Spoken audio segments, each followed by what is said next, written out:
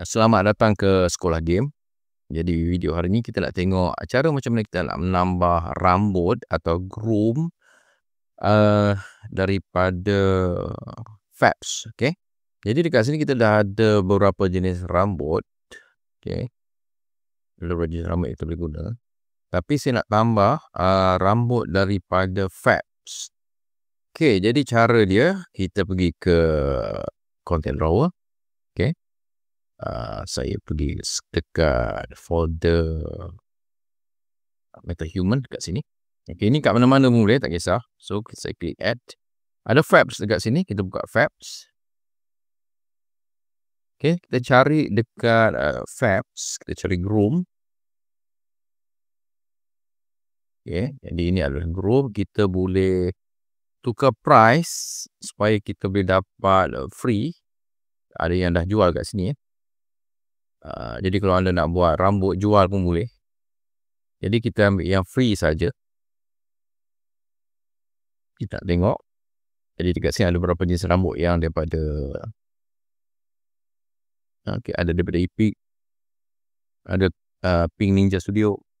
Okay, so let's say saya nak ambil rambut ni. Saya klik. Ini adalah MetaHuman Long High Ponytail Groom. Okay, jadi rambut dia macam ni. Ini dia ada ponytail. Okay, jadi cara kita nak ambil, kita just klik je add to my library.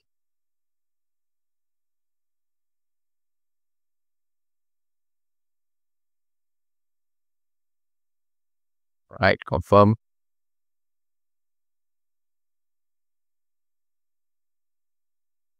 Okay, kita tunggu sekejap, kita nak proses.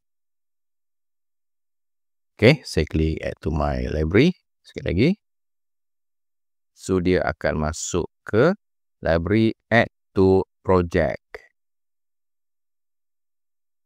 Okay, so akan download. Kita tunggu dia download dulu.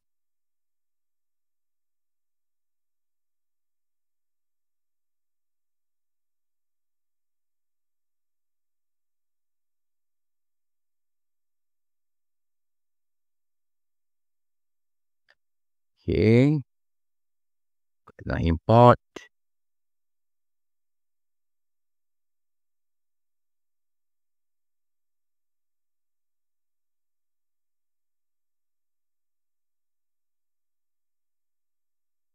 Okay, dia kata dah import. Tak ada apa sebarang masalah.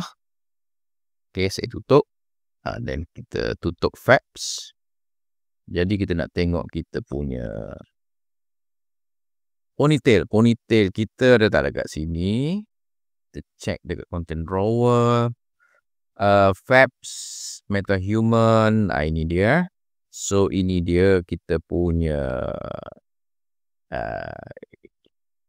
ponytail. Jadi kita drag masuk ke sini.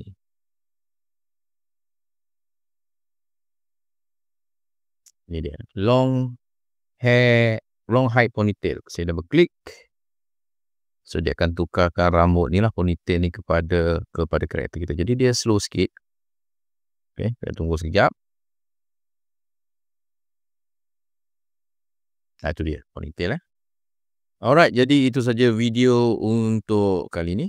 Okay, terima kasih.